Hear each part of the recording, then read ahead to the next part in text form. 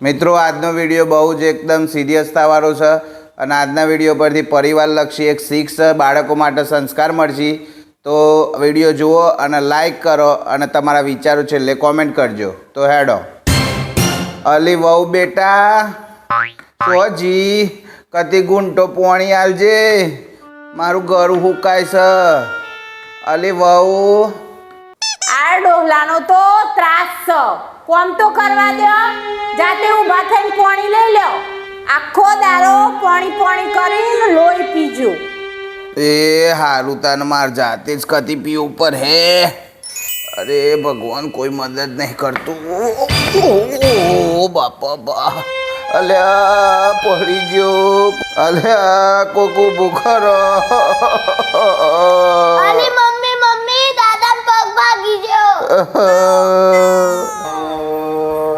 આ ડોહાને કી હશે જપતો જ નહીં કરતી વાર. હાજર ને ઊભા કર. મારી જાન જપતા હોય તો કતી વાર પાણી વગર મરી જશો. અલ્યા બોન પાણી તો પીવું પડે કે ગળું મુકાઈ ગયું. ચિંતન છોરા, તું તો પાણી આલ, તાર વહુ તો નહીં આલતી. પણ અલ્યા મને તો કોમ કરવા દો. આ ઓફિસનું કેટલું કોમ છે. આલ લેશે પાણી બે વખત. અલ્યા ટાઈમે થઈ ગયો છે. હેડ જેસુમાન જલ્દી, આ મંદિરે જળ ચડાવવા જવાનું છે. એટલે હું કામ રો બૂમો પાર કરો છો? અલ્યા ટાઈમ થઈ ગયો છે ને પેલું મંદિરે શંકર ભગવાનના શિવલિંગ ઉપર આ જળ ચડાવવા જવાનું છે. અને આ દાદોએ છે ને પોણી માંગતા હતા. એ તો આમ ઉંમર થઈ ગઈ છે એટલે બોલ કરી હેડો. તમારે ટાઈમ થઈ ગયો હોય તો જલ્દી.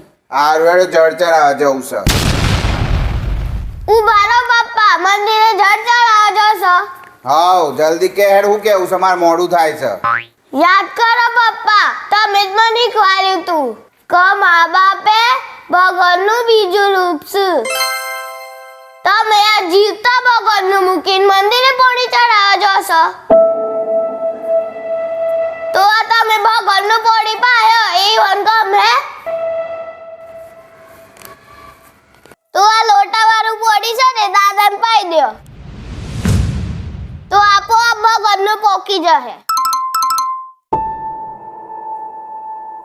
તો મિત્રો, તમને આ વાત સારી લાગી હોય ને તો લાઈક કરો, કોમેન્ટ કરો, સબસ્ક્રાઇબ કરો અને બીજા 10 જણાને મોકલો.